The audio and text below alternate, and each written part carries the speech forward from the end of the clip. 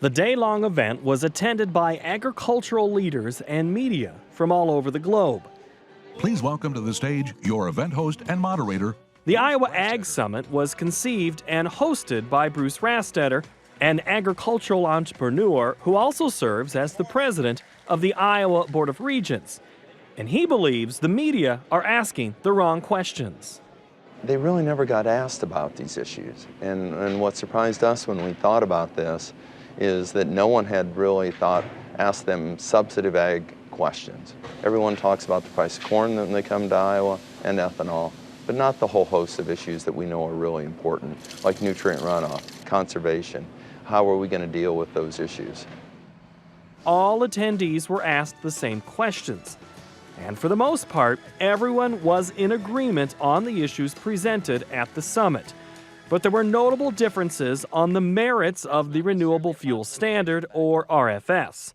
The prospective candidates all agreed that ethanol has helped lessen the nation's dependence on foreign oil, but they are sharply divided on the government's role in the market and in regard to the RFS. I support biofuels and ethanol. I think biofuels have a major role in the energy market and that they're going to continue to have a growing role. I also don't think, and you and I have talked about this a number of times before, I don't think Washington should be picking winners and losers. When it comes to energy, I think we should have an all of the above approach, but it should be driven by the market. You've been a strong proponent of national security, energy independence. Where does ethanol fit in on that, and how do you view it?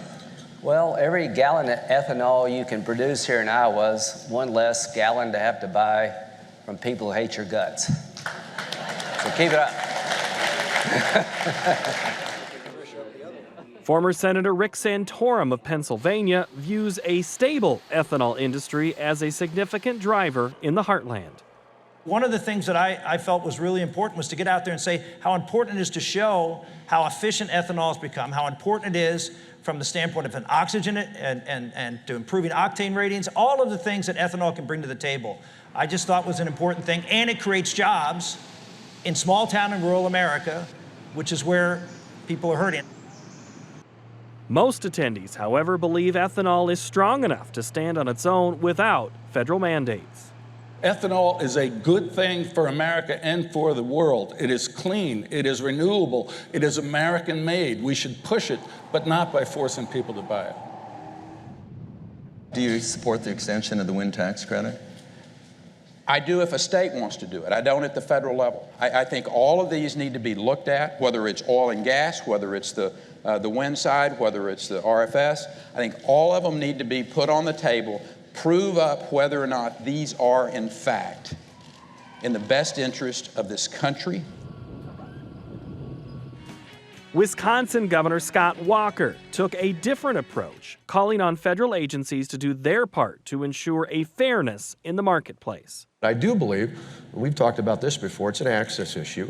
And so it's something I'm willing to go forward on, continuing the renewable fuel standard and pressing the EPA to make sure that there's certainty in terms of the blend levels, or in terms of the level set. Thanks. While ethanol and the RFS were center stage, other thorny issues were not off limits. Senator Lindsey Graham of South Carolina stressed the importance of cooperation when it comes to managing immigration issues. Crooks are not welcome, gang members are not welcome, but we need a rational solution to the 11 million because no Democrat is going to give us everything we want without getting something. And you know what the Democratic Party is insisting upon? A better life for some of those who live in the shadow, but they will agree with me that crooks are not welcome to stay. But I promise you one thing, there will never be an immigration reform bill where you get everything you want and the other side doesn't get anything. That's called life. All the potential candidates called for giving more control to local governments. In one question, former Arkansas Governor Mike Huckabee was asked about how he would manage food programs in the 2014 Farm Bill. Move the power of those programs back to the states. This is not something the federal government has any business doing, and they certainly have no expertise doing. To try to have a one-size-fits-all program for all 50 states, with states as diverse as Hawaii and Vermont, It makes no sense at all. The governor of New Jersey reacted the same when asked how he would handle water quality issues. We should let farmers, the local associations here, and the state government work together in all our different states to deal with those type of things. Farmers should be in charge of devising these solutions along with government here and their associations, not with some big top-down program from Washington, D.C. It never makes sense, and it certainly makes even less sense for folks who don't understand what's going on here in Iowa or in other of our farming states. Christie was interrupted briefly by demonstrators who traveled from New Jersey to protest the governor's handling of the Hurricane Sandy recovery effort. I'm glad to see that New Jersey has come to Iowa. How great is that? Great to have you here. And I think you understand I'll deal with you the same way here as I deal with you in New Jersey. But the person garnering the most attention from the 250 credentialed media was former Florida Governor Jeb Bush. And on his first trip to Iowa as a potential presidential candidate, he echoed the sentiments of others when asked how he would handle environmental issues related to agriculture.